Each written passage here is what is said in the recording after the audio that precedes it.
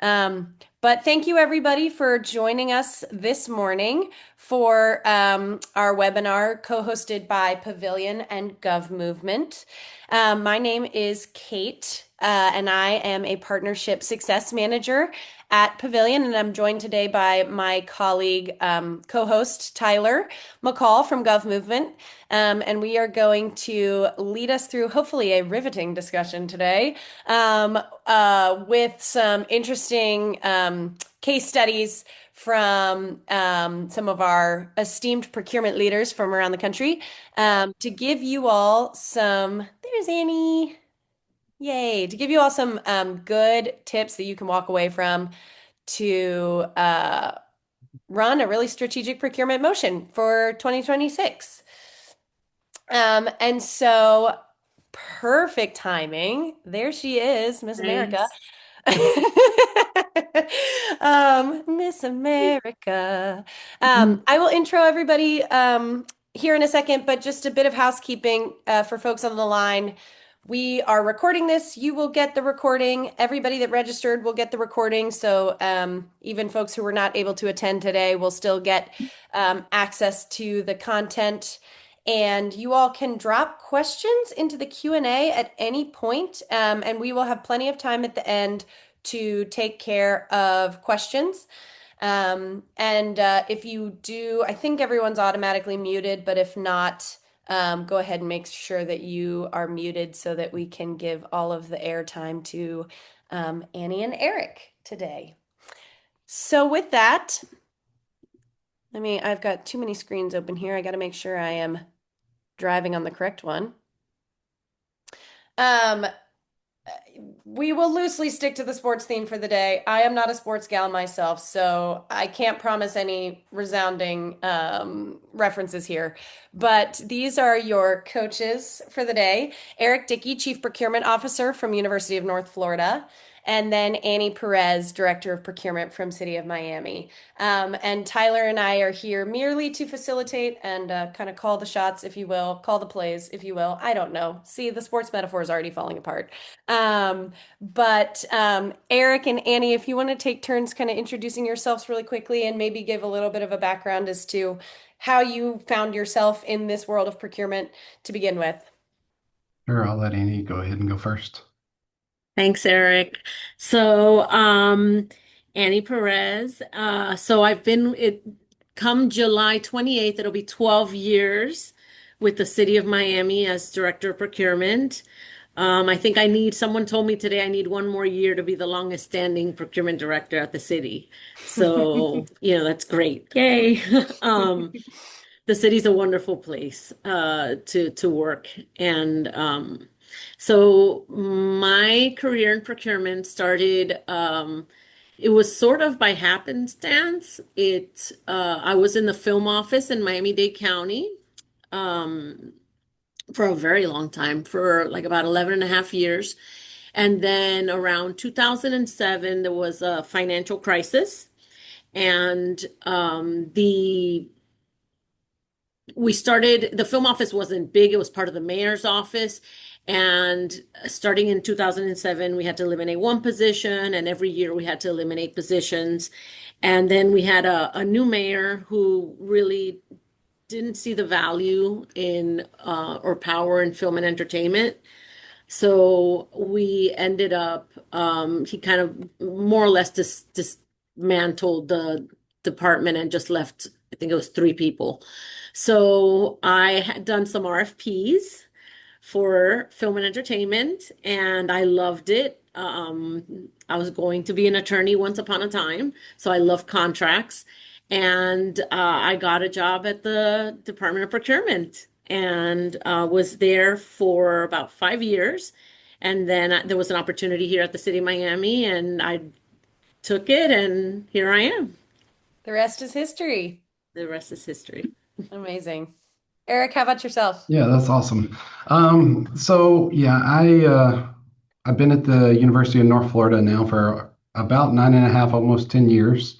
Prior to coming here, I was at the University of, did I say Alabama? In University of North Florida for about 9 or 10 years. Prior to that, I was at the University of Alabama for 10 years prior to coming here.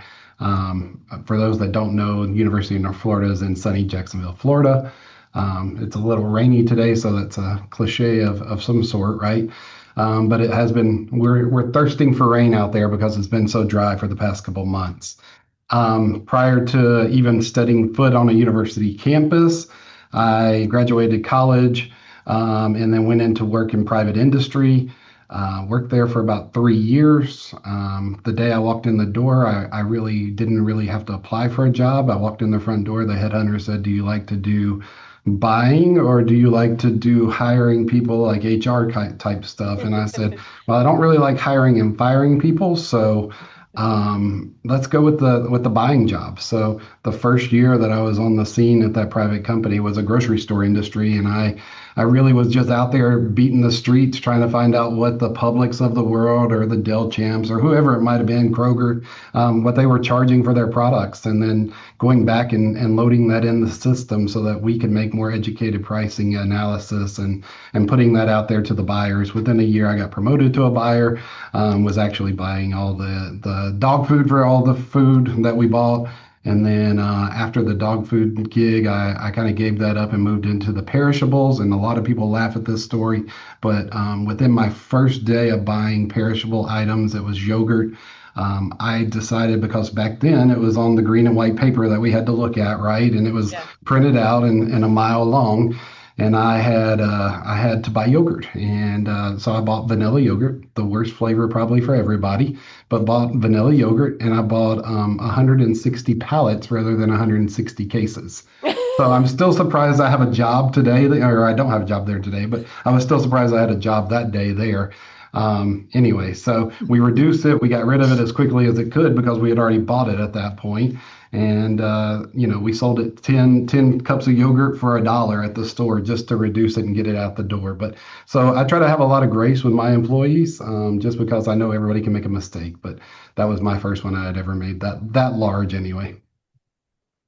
That is hilarious. And I think a good future icebreaker question would be, tell me about a time you messed up something, because usually it brings a very funny story along with it. We've all done it. So thanks for sharing that, Eric. And then Tyler, do you want to do a brief intro of yourself? I know you'll say more here in a moment when we talk about who Gov Movement is, but just a brief intro would be great. Yeah, of course. Well, thank you, Eric. Annie, good to see you. You both know David Kidd. He sent me a text earlier and said that he is listening on an airplane right now and wanted to make sure I said hello to you. So, looks like we got a great audience. And yeah, just real quick, Tyler McCall. I'm with the Gov Movement team. Live in the Atlanta, Georgia area, and have been in cooperative purchasing now 15 plus years. After I graduated college at the University of Georgia, I worked for an office furniture manufacturer for a few years, and in that particular company, Knoll had a old U.S. Communities cooperative contract with Fairfax, Virginia, and I grew in the sales role there. Used that contract to work with public agencies, and saw it firsthand the impact it had on my customers and the supplier side, and so, my passion is procurement. I love working with public agencies and purchasing professionals all across the country. And, it says on the slide, supplier management. I do a lot of different things within the program, but I do work with all of our supplier partners, either prospective ones that are interested in our program or ones that are currently on our program. And we have several now. So, really looking forward to talking through the topics today. Thank you. Awesome. And I think you know enough about me at this point, but again, my name is Kate Culver. I'm a partnerships manager here at Pavilion, and have done a myriad of different things, government and government adjacent over the course of my career. And I'll just say, I've heard so many people say that if they can figure out one thing and one thing only about making government ops work better, it's figuring out how to make procurement work better. So it's a fun challenge. It's an important challenge. And I'm glad that we get to spend time today talking about it. So with that, um, I will give you a quick overview about Pavilion, and then Tyler can give you a quick rundown of Gov Movement. Pavilion is a tool, a company that was founded by a former public servant herself, where what we do is we provide a free platform for strategic procurement teams to help them source vendors and contracts, get compliant quotes, and really empower their departments to take over the portions of the purchasing process that they can run with. And our tool kind of is set up so that they can take it and run, but run with it safely and do things correctly so that you don't ultimately have to go back in and correct them after the fact. So for years, procurement teams have been using Pavilion to find and use specifically cooperative contracts. That's kind of our bread and butter. We bring all of the cooperative contracts from all different sources, national consortiums, different states, different municipalities, all under one roof where you can access them for free to find good contracts that you can buy things off of. We still do that. That has not changed, but in the last year, we've also been building some features for procurement teams that help them with vendor research, under threshold quoting, agency-wide request management, all kinds of fun things that help you just take better control over purchasing and really try to turn it into more of a strategic function that you can get your departments involved with. So that is Pavilion in a nutshell. Tyler, you want to give a quick spiel on GovMovement? Of course, yeah. Well, just real brief. The cooperative purchasing marketplace has changed quite a bit over the years. And if you've been in procurement at any given time, you would agree with that statement, right? And the good news is that cooperative purchasing is widely utilized across the country. But we got to think about why cooperative purchasing was even originally created. It was created to drive value for public agencies. How do we do that? Well, GovMovement was created a little over 4 years ago to quite literally reestablish the value of cooperative purchasing. We approach every day working with purchasing professionals to reestablish the gold standard in an industry that we love and care for so much, right? And so you'll see right there, GovMovement, a true nonprofit government purchasing program. We created this program quite literally from public agency and supplier feedback. The number one thing was that this program needed to be a nonprofit, right? Because you're spending taxpayer money and you need to work with a program that has your best interest at heart, right? So at the end of the day, GovMovement is a true nonprofit, nationwide cooperative purchasing program, and we help public agencies and suppliers come together to do business the right way, right? Compliant, transparent, nationally awarded, evaluated, and nationwide contracts, right? So that you can do what you need to do better. Okay. So, of course, if there's any questions related to this program, I'd be happy to take those later. But I know that we have some good topics to discuss today. So I'll turn it back over to you. Awesome. Yeah, we have a lot of GovMovement super fans out there that really love your all's contracts. So big fans. Okay, here we go with the sports analogy again. Are you guys ready for kickoff? We want to get into the good content here because I know who you are really interested to hear from is not me and Tyler, it is Eric and Annie. So with that, let's just go right into some discussion here. The first question that I want to, or topic rather, that I want to discuss with you all is just the idea of moving from being more reactive in procurement to being a little bit more strategic and proactive. So really, how do you make that shift, not just in theory, but in practice, to making procurement more of a strategic partner? Because procurement teams are so often consumed by, processing transactions, chasing down approvals, all of those things, where there's just almost not even time in the day to feel like you can be strategic. It's not that the desire isn't there, it's just often a bandwidth issue. But Eric and Annie, I know, have done great things to make this happen. And so, yeah, the broad question is just kind of how are you shifting your teams out of firefighting mode and into some of this more high value work? What did it look like to kind of be in that reactive mode place what was eating up a lot of that time, and what are some of the things that you have since changed in your way of working to kind of shift out of firefighting mode and into more strategic work? Eric or Annie, at either preference, whoever gets it first, just jump right in. I guess I'll take a stab at it. So, Perfect. um, funny enough, a couple of years ago, the city of Miami was invited for the Bloomberg Harvard Challenge and a procurement challenge, and 300 cities were invited, and 16 cities were selected. We were one of them, and my whole focus was strategic procurement and exactly this theme, getting out of firefighting. And, one of the things that we've looked at as a city is a few things. We don't have to reinvent the wheel. If somebody else did it, they did it well, let's access that, right? And it's a good contract and it meets our needs. Let's access that. In the county, at the time I was in the county, there was a little bit of a mentality of, no contract, no contract that we access can meet our needs and things like that. Well, it has shifted. The Paramount has shifted tremendously, where we are in a place where there are so many great opportunities.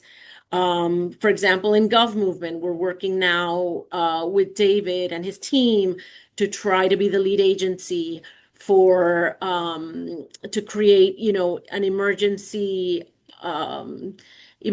pool of vendors for hurricane season. Hmm. Right? The state of Florida has a great one, and we've used it before, but I think it's time that we have our own, and other cities and municipalities can use it as well.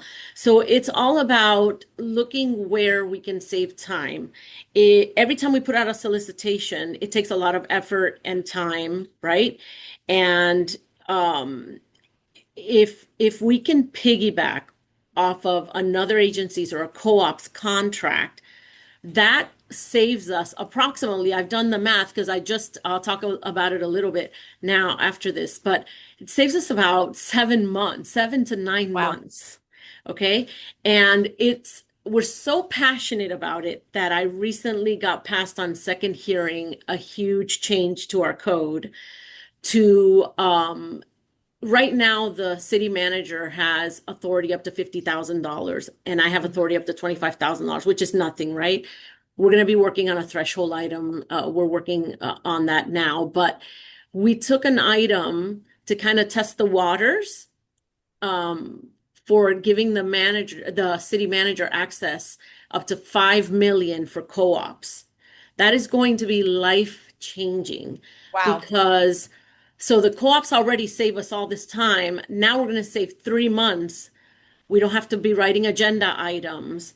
We don't have to, we're not going to have to spend the time to take it to agenda sit-in briefings and things like that. So it's going to save us a tremendous amount of time. And it passed unanimously. So, That's amazing. that was something really big. And again, it's our way of commitment to show that national cooperatives are amazing. And everyone should get on that bandwagon because there's so much time to be saved where you can focus on the larger scale RFPs and lease agreements and things that are larger scale that you have to do because they're very city specific. Yep. But if I have to go and access a contract to get Amazon, for example, or to get Granger, or to get any of these eight, why do I need to put out my solicitation, or to get office furniture, right? Why do I need to Totally. put out my solicitation? That's when it's already done and we can just access it. So that to me is a huge part of becoming a strategic procurement department. And, how do we, I often say that we are firefighters because we put out fires, but we have come such a long way where now we get ahead of it. We sit with departments, see what their needs are. We do it for the hurricane season. Yes. We're a big part of the EOC, the Emergency Operations Center. We sit with all of our client departments. What are your needs for the next hurricane season? Has anything changed? We've been planning right now for FIFA. FIFA's doing Fan Fest here in Miami. It's going to be huge. We're going to have 1 million people descending upon our city. So, we're treating that as, an emergency. It's the heat, it's the season where it's hot. There could be hurricanes. There's so much going on. So we're already prepared. And a lot of that preparedness comes from co-ops, Yeah. contracts that we access through co-ops. Yeah. Wow, 50,000 up to 5 million. That's amazing. I feel like there could be a whole conversation just to be had around like your strategy for approaching, your council with that policy and getting it passed. But that is so huge because I know I talk to people all the time who say, their limits are 50,000 and they've been 50,000 for 20 years, and $50,000 today is not what it was 20 years ago, and they need to get that updated to be even just more realistic with what things cost. But that's a really exciting win for you all in Miami for sure. Eric, do you have thoughts on this one? Yeah, I'll make it quick, but I was just saying, my first thought when I saw the question pop up there was more so of I'm tired of firefighting at the end of the day, right? Mm. Everybody across campus is, no matter how strategic you make your office, there's always something that's going to happen, whether it's Annie with a hurricane or, something that's coming along the lines. We're all tired at the end of the day of trying to fight these fires over and over. So our approach here, and it's been ones that, right when I first got here, it wasn't really the approach we had, but over time, it's become more of what we're teaching campus to do. And I like to call it guided buying, right? It's kind of using the preferred vendors that we put in place. But, we started that a few years back with shifting into some trade bids and different things that we put in place, whether that's a primary, secondary type award, or whether that is, adopting a cooperative or, piggybacking some kind of agreement that another institution or agency may have put in place. Just a way to kind of do things a little quicker for our office, but then yet in turn, it's helping campus across the school to learn where they need to go to buy it. Everything's already great if they're shopping with one of those suppliers that are loaded on our site, right? And then if everything's kosher, then they just move forward and can make that purchase without having to ask anything of us, without having to take anything to bid. So we've done a lot of that over the past few years, and we'll continue to do that as we move forward. Yeah, for sure. It's like tapping into a whole bunch of extra sets of hands by giving your departments the power to do some of this themselves, which ultimately makes a lot of sense because at the end of the day, they're the ones running the projects and executing on the contracts that you all write in procurement or make sure are, compliant in procurement. So it's good for them to have some kind of skin in the game there. Um, Awesome. Thank you.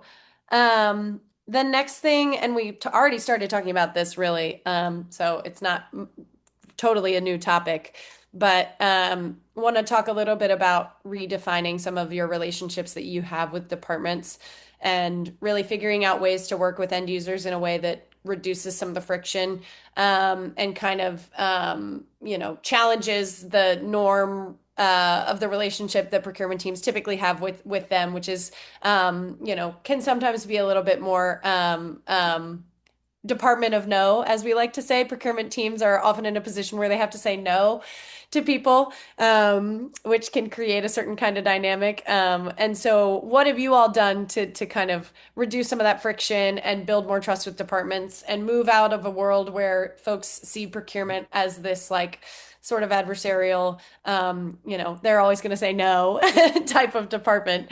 So that you all are really a resource and a partner and a strategic arm for folks, as opposed to kind of a hurdle that they have to jump over.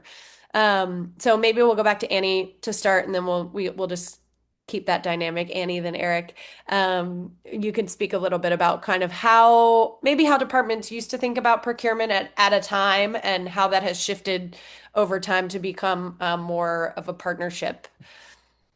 So, when I got to the city of Miami, there were so many great things, right, that I learned in the county. County is a huge county, Miami-Dade County. And I wanted to bring those, those great ideas here. And then, I also wanted, because the stigma always around procurement is no. And I came with a completely different attitude that if it's legal, if it falls, I'm a marketing person by nature. That's what I studied, that's what I am.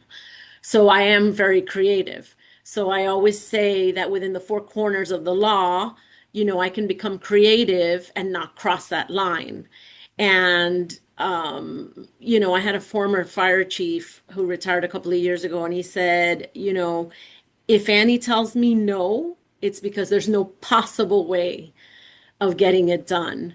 And that's the type of relationship that I've tried to build, my department has tried to build with our end user departments. We're not here as an obstacle. We're here to help you. We're here to do the hard part, procure it for you. Then all you have to do is manage the contract.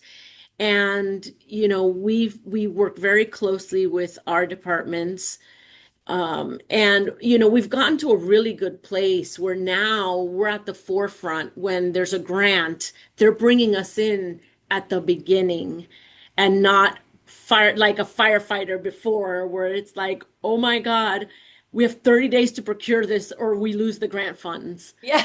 And sadly enough, there was an instance where, half of the procurement, we were supposed to get two pieces of machinery, and the time frame was so short that we were only able to secure one, and the department lost that grant funding. Yeah. And that should never happen. And that's one of the things that, you know part of the whole strategic procurement, right? Part of strategic procurement is to think of procurement at the forefront, not as in at the end, right? And Hmm. to include us in budget meetings. A huge part of your budget is going to be funneled through us, and we have to get you those things, those goods, those services, A&E construction. Let us be at the forefront. Let us know so we can start working and doing our market research and seeing what's out there and seeing, do we have to solicit? Can we piggyback? Can we use a co-op? All of that helps to be able, and I think that's how you build that trust and relationship, where you're not seen as the enemy, the obstructor, the person that, oh my God, has all this red tape, right? Hmm. We still go within the four corners of the law. We get Hmm. it done, but again, it's the mentality that, and it's worked for me. I don't know that it works for everyone, but getting to the yes and trying as much. Sometimes you do have to say no. It Sure. happens. But I'm happy to say that in the 12 years I've been here, me and my team, we rarely say no. We make it happen somehow legally. And I think that's how you build that trust and relationship, where they don't see you as an obstacle. They see Hmm. you as actually helping them get to wherever they need to go and whatever they need. And it's worked. It's been something that, it's a labor of love, not gonna lie, but it's worked. Yeah.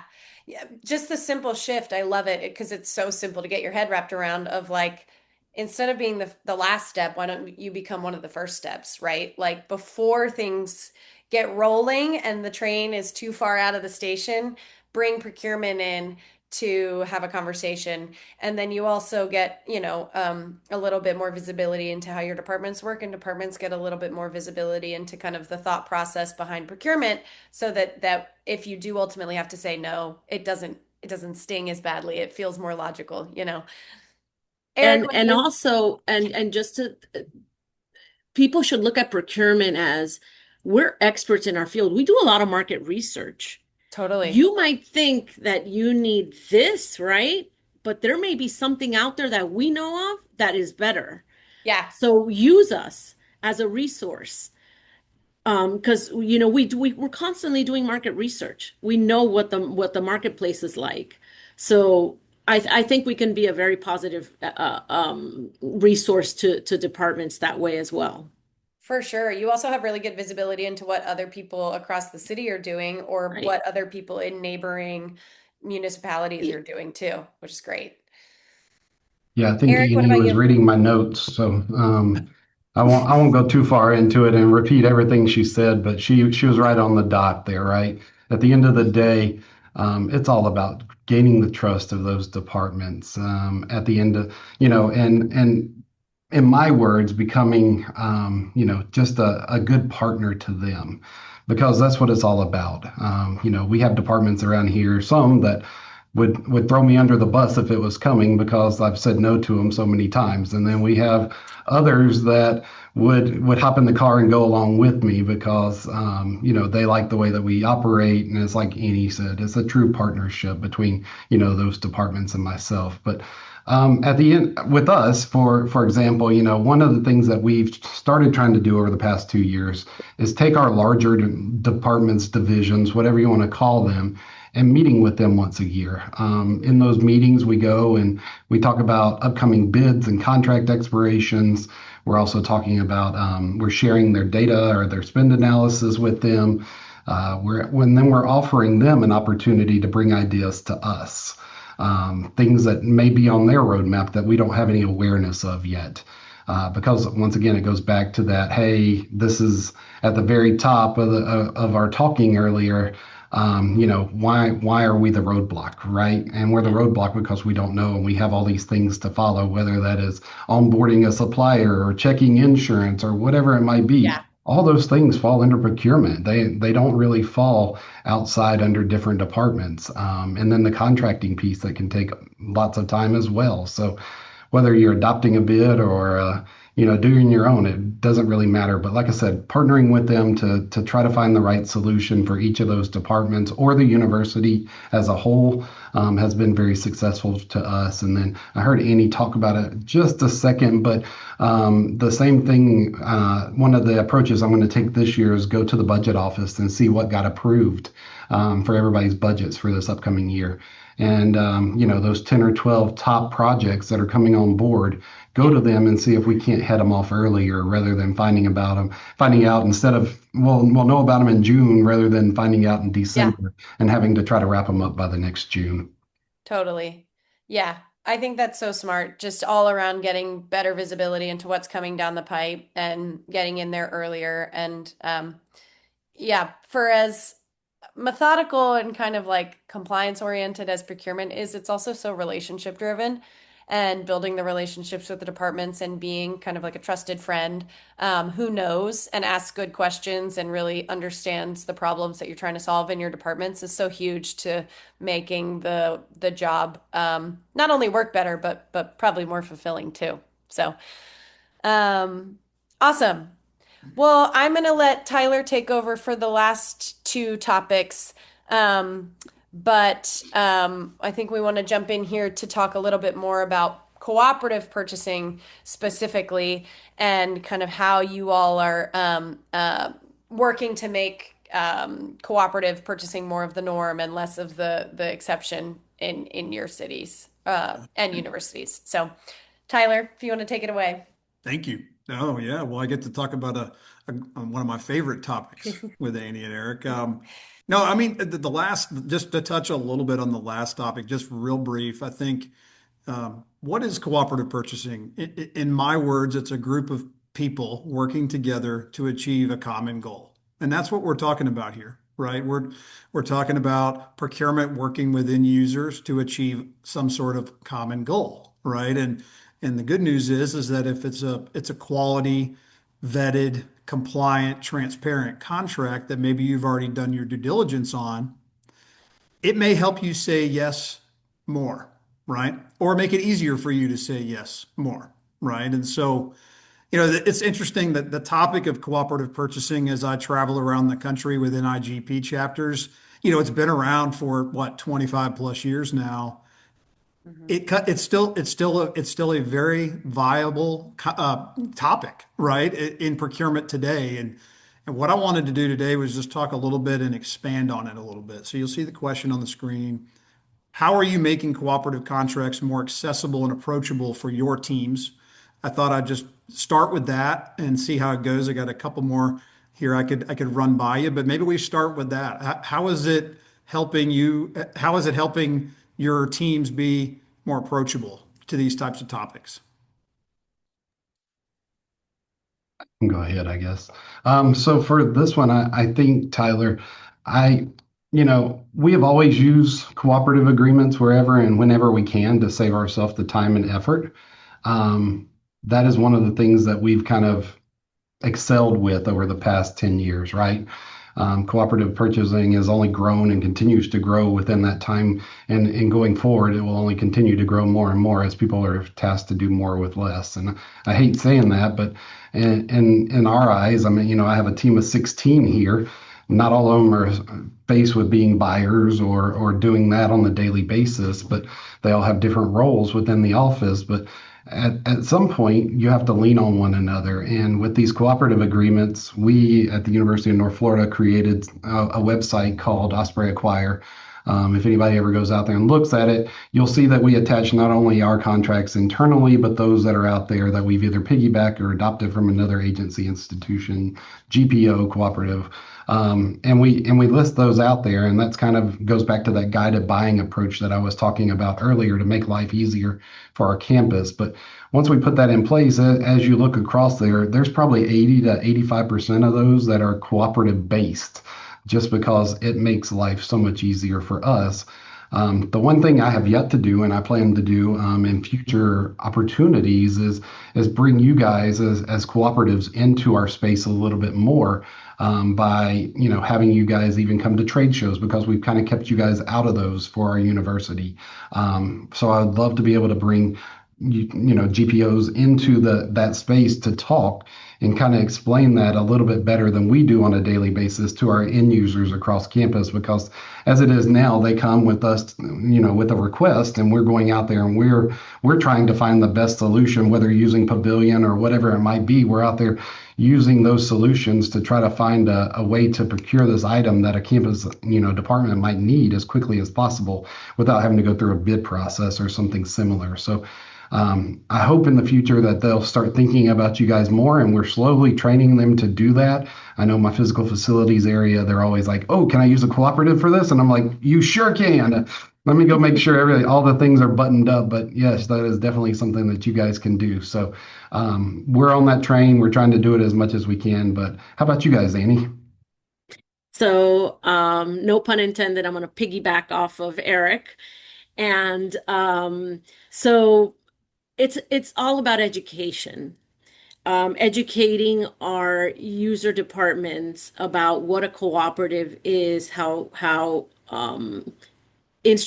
our elected officials, quite honestly, and their chiefs of staff, because they have a big part of deciding like what they're going to do with their parks in their districts and things like that. And it's an education process when you start telling people, okay, so one of the things we do is when there's a need for anything, the first thing my staff does is let's see if it's on a co-op, right? And let's see if it meets all the needs that the department has.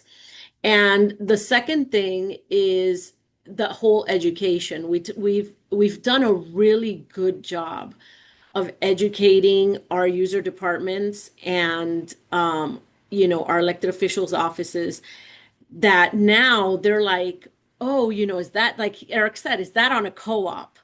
And we're like, well, we'll check.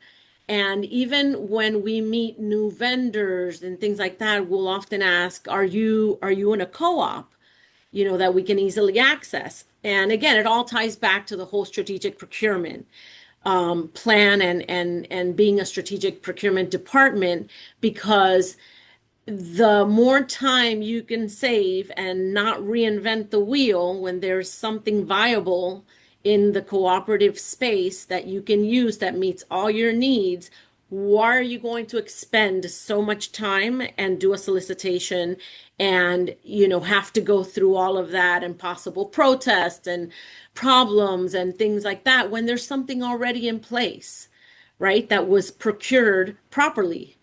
So it's all about education to me. And it was one of the reasons I know that I did start off by saying that we just did a major change to our code. And part of the success was our electeds have seen with their own eyes how powerful cooperative contracts are.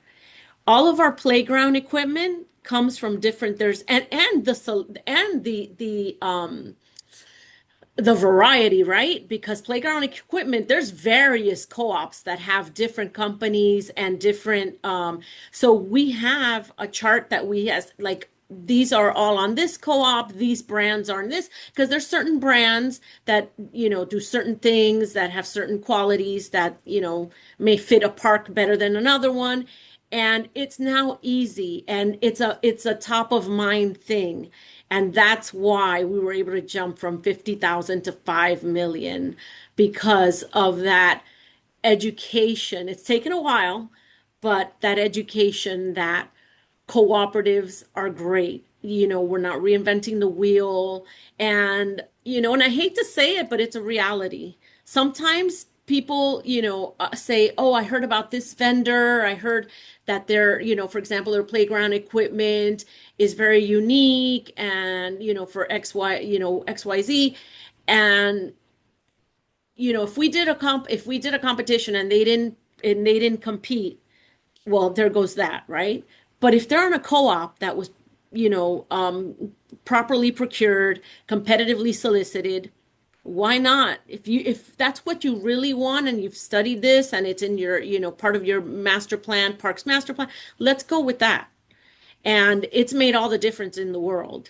And like Eric, for full transparency, we do have a contract database that is open to the public. It has every contract that we've procured, every contract that we've accessed, and all the contracts that we've accessed through co-ops. And it has all the documents in there. And that's how, after so many years, our code has been the same, our procurement code since the 1980s, just to give you an idea. So after all that, there was question, oh, do you think, they're going to go for 5 million? They sure did, because it's been many years of education and them seeing with their own eyes how incredible cooperative purchasing and how powerful it could be. Mm, very good. Yeah. To follow up on that real quick, any misconceptions that you've experienced with cooperative purchasing that you'd like to share with the group that you've helped overcome? Yes. There's misconceptions of everything from, well, there was no competition, they just got that vendor. And, it's like, no, they do a full competition like we would. It's just done in a way where other entities from, across the nation can access. And when you educate, again, about the education, when you tell them that's why it's a cooperative and that's why it works, then the mind shifts. The other, I think, thing that we've gotten is, well, shouldn't we get our own contract? Isn't it better for us to have our own contract? And and I said, well, no, because when we look at these cooperatives, we do look at the contract. It's not like we just say, "Oh, let's go with this contract." We look at everything, and we have something called a supplemental agreement.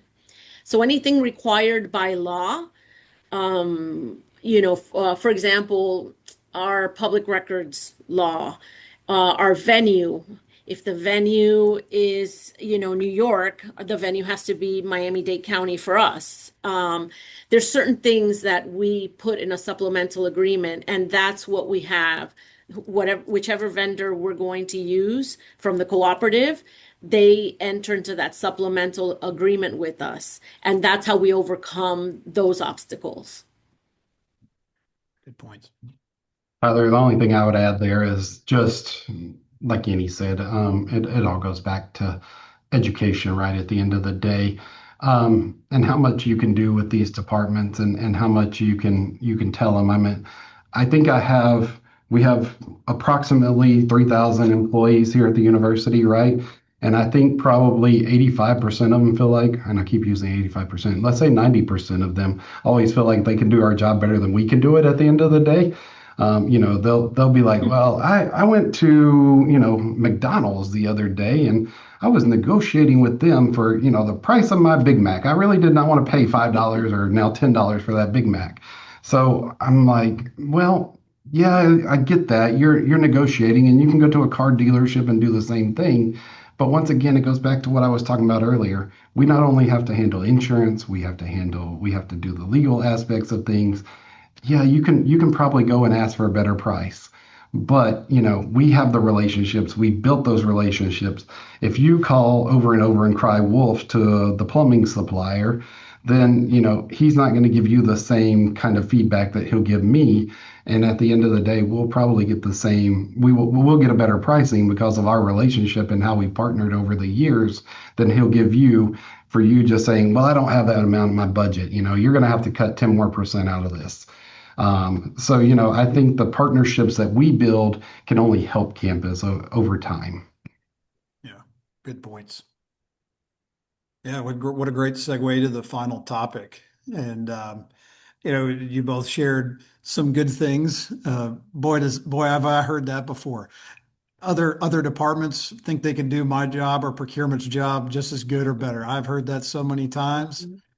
I've also heard, that it's difficult to show the impact procurement has at a public agency to leadership, right? And so, you'll see this here proving procurement's value, but I'm sure both of you have your own unique way that you've gone about this internally. Annie, you mentioned it briefly with what you said earlier, but how do you demonstrate impact to agency leadership and internal stakeholders on procurement and its impact positive to your agency? Okay. So I'll give an example. How Great. about that?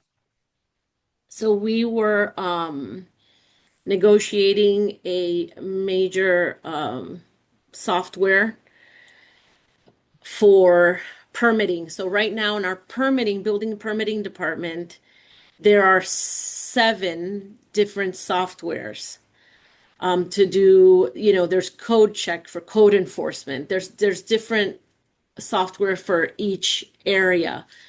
And what does that do? That, bogs down the permitting. And at the end of the day, who pulls permits? It's our constituents, right? And our businesses. So, one of the things that is paramount is to be able to deliver services in a very timely manner, and that you don't have to wait so long, 6 months to get a building permit, right? That's not acceptable. So this software was going to be something, very unique, and something that was going to basically marry all of those 7 different systems into one. And the building department started the exercise. They got a consultant to sort of do, a master document showing, all the different processes and how they work and what's used, et cetera, to prepare. And we were going to issue an RFP. And this company came along. We already use them for our ERP system. And they said, you know what, we have this arm, and we didn't have, honestly didn't know. So we brought them to the table. They are on a cooperative, of course. So we brought them to the table. So the building department, pardon me, at a high level leadership brought them to the table and started, sort of seeing what the program, what it does, how it can fix. And then they started running into little obstacles. And they brought me along. Can you start joining the meetings? So 4 months later, we have a great contract negotiated where the city got most of what it wanted. It didn't start that way. And, you know, a lot of people have come forward and said, thank you for making this easy. I'm like, this is what we do. This is what, to Eric's point, this is part of what procurement does. We know how to interpret contracts, we know how to read contracts, we know how to negotiate contracts. We take what you need and we can make sure that you get what you need through negotiation. And it was a group effort and it was amazing. It was very eye-opening for all the departments involved. And I think, that opened a lot of eyes to, wow, procurement really came through and, got this contract through the finish line. And now they're already in talks to start, the whole process.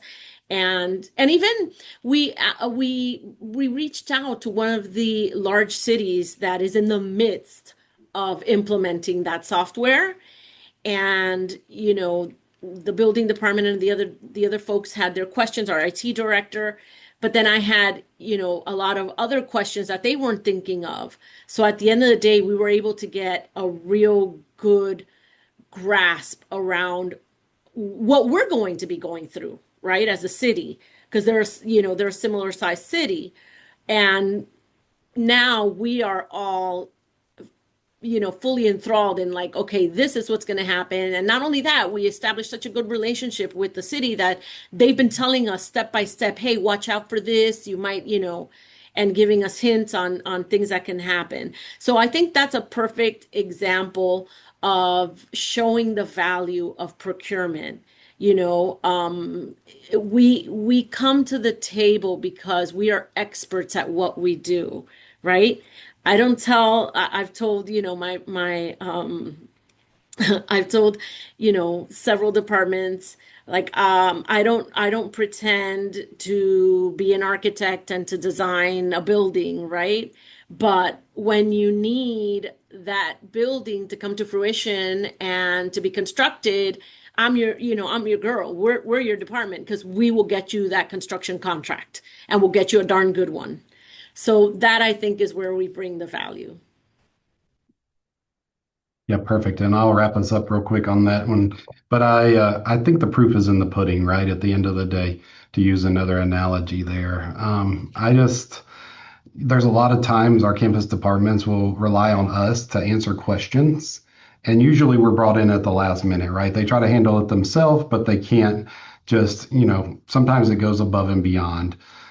We had a situation with a piece of scientific equipment. Obviously, we're not a R1 high research institution school. We're just barely, an R2 and trying to broach that subject of research, right? So as we're growing, these new doctors and things are coming in and they want specialized equipment for their labs.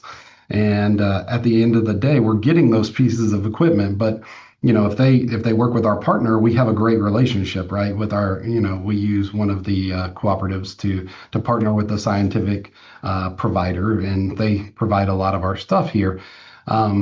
Anyway, the professor wanted to order something from a company that wasn't on a cooperative. We got it for him after some debate and fight, and the equipment broke, and they did not want to partner or fix that piece of equipment. So what did I do? I picked up the phone. I called our partner who we partner with, and I said, hey, I know I did not buy this from you, but I have a end user across campus who's having some trouble with this certain manufacturer of this equipment. And they're like, no problem. Let me reach out to somebody for you. And before, the week was up, that through this partner of ours, they were able to help solve something that we bought from a different company, even. So those partnerships matter at the end of the day. That's how, we get our story told a little bit more out there, is by being able to do those kind of things and be a good friend to the people across campus. So it's just something where over time, our name grows a little bit better and we get the little smiley face every now and then. But for the most part, we're still the gatekeepers and the bad guy at the end of the day. Yeah. I mean, both great points that if I just had to add one brief thing, I would say that, in my experience, suppliers are and can be true partners to public agencies, and they're no longer the enemy, right? And everybody needs to work together for that common goal. Eric, you know this well, and not to be too specific, but I mean, leverage your suppliers to help you tell that procurement story. They can provide you with data and metrics on savings on an annual basis, especially if you're leveraging an economies of scale contract to tell that saving story. What better way to tell leadership you're saving 25% a year on products and services that you would normally buy anyway, right? You're being more strategic about it. So fantastic. Well, Kate, I'll turn it back over to you. I know we have a few last things before we wrap up. Yeah. Gosh, this has been great. Thank you guys so much. And there's a flurry of comments in the chat asking Eric and Annie specifically for you to share some resources, which is perfect. That's exactly the goal of today, is to like give people access to things that are working well out there, in the whole spirit of cooperative procurement, right? Like taking the best practices of somebody else and applying them for your own work. So if folks have other questions they want to throw in the chat, please feel free for the last few minutes. We're happy to answer. Um, Otherwise, we have QR codes here if you want to learn more about either Pavilion or GovMVMT. Um, and we will send out the recording after this, and just really appreciate so much our panelists for being here. Annie and Eric, it's been a blast. You are leaders of the pack in what you do and being really strategic with procurement. So we're really grateful for your time. And Tyler, thank you so much for being my partner in crime here. And yeah, thank you everyone for joining us today. Mm. Thank you. Thank Thanks, you. everybody. Thank you so much for having me. Yay. All right, everybody. Thank you. Take care. Take care. Thank you much.